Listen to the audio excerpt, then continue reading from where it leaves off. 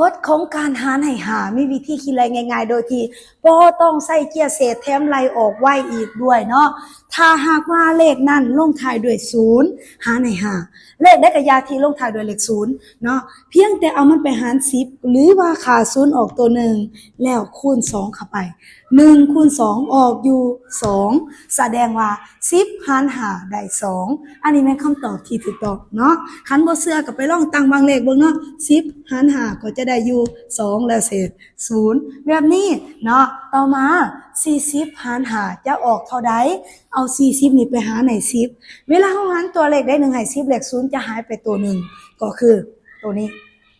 เหลือแต่4เอาไปคูณ2 4 2 8เนาะนี่แม่นเทคนิคการคิดรายไว้โดยที่บ่ต้องใส่เกียร์เศษเนาะต่อไป190หารหาลงท้ายด้วยเลข0หาร10เลข0หายไปเหลือแต่19คูณ2ง่ายๆ19 2เทื่อก็38แน่บ่ได้ตั้งบางเลขหารจักหน่อยเลยเนาะข้อนี้ในครูเชื่อว่ามีคนไล่ได้แน่นอนลองไล่เบิ่งต่อมาบัดนี้นะถ้าบ่ลงท้ายด้วย0เด้นายครูจะไล่แนวใดปีนกันบัดนี้นะเอาไปคูณ2ก่อนแล้วหารให้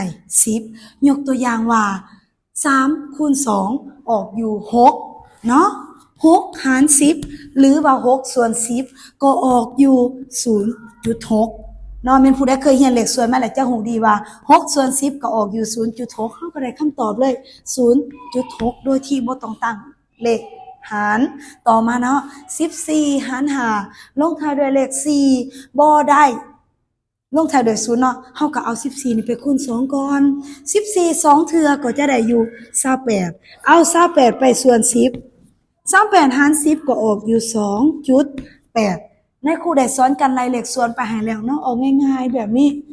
บ่ได้ตั้งบางเลขเลยเพิ่นน่ะข้อสุดท้ายในครูเชื่อมั่นอย่างแรงว่าหลังจากเบิ่งตัวอย่างแล้วไล่ได้แน่นอนเป็นจังได๋วิธีการหารเลขค่ะก็ง่ายประมาณนี้เอาลองไปนำใช้ในชีวิตเบิ่งเด้อจะประหยัดทั้งเวลาคิดไล่และประหยัดเกียรติเศษพร้อมฉลาดพร้อมเก่งพร้อมไวพร้อมเนาะ